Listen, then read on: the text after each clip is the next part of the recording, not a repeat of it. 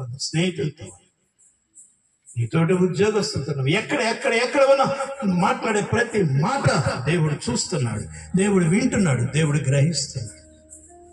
నీ నోటి ఫలమే నీకు వస్తుంది. నీ హృదయము దుష్ట హృదయముగా ఉండకుండా చూసుకో. దేవుడు మానవ యొక్క హృదయాన్ని గురించి మాట్లాడుతూ ఉండగా, తన వాక్యము ద్వారా మాట్లాడే దేవుడు నీ యొక్క శరీరమును, నీ యొక్క ఆత్మని, నీ యొక్క ప్రాణమును, నీ యొక్క మూలుగను ఎంతవరకు విభజించగలిగిన శక్తి ఉందో అంతవరకు విభజించుతూ నీ హృదయం యొక్క తలంపులను, ఆలోచనని పరిశోధించేదండి దేవుని వాక్యం. ఈ వాక్యము పరిశోధన చేసే వాక్యం. లోకములో ఉన్న కొన్ని కిరణాలు మనుషుని యొక్క దేహంలోని అవయవాల్ని చూపించగలుగుతాయి.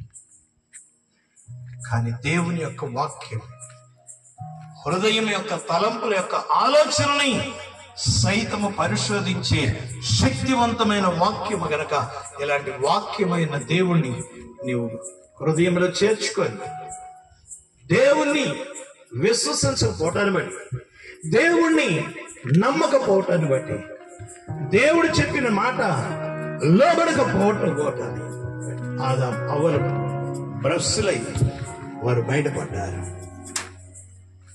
నీతి జీవాన్ని కోల్పోయారు. అలాంటి సంతానముగా జన్మించిన మనము దేవుని సంతానముగా నిత్య జీవాన్ని అనుభవించాలనంటే దేవుని వాక్యం మనకు వచ్చి సెలవిస్తుంది. దారి తప్పిన నన్ను నీవు వెదకి వచ్చి రక్షించితివే.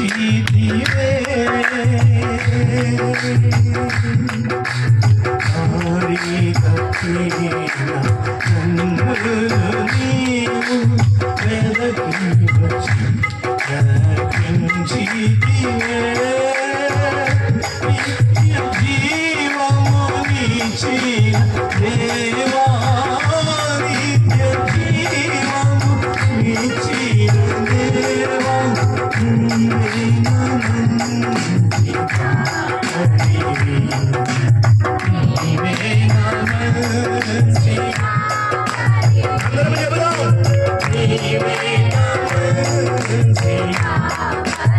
అందరూ చప్పట్లు కొడుతూ దేవుని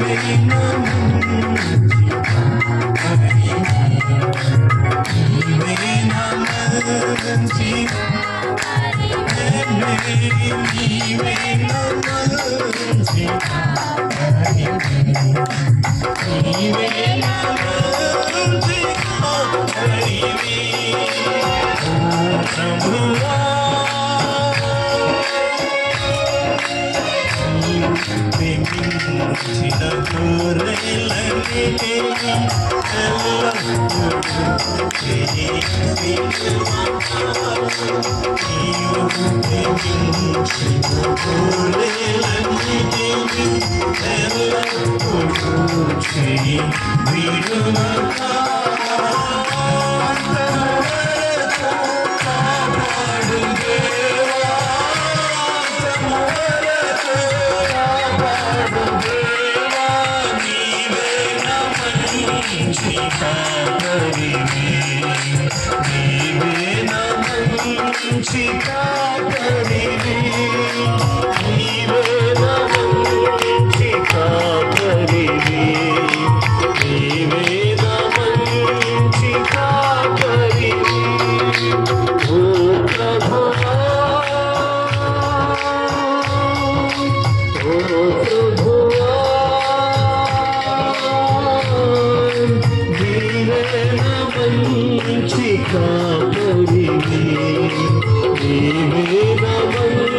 Chica,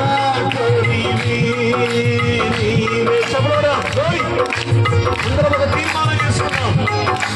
నీవే నా మంచి కాపరివి, ప్రధాన హరిగా నీవు నాకై ప్రత్యక్షమగువా. హరియలో ప్రధాన కాపరిగా నీవు నాకై ప్రత్యక్షమగువా. హరియలో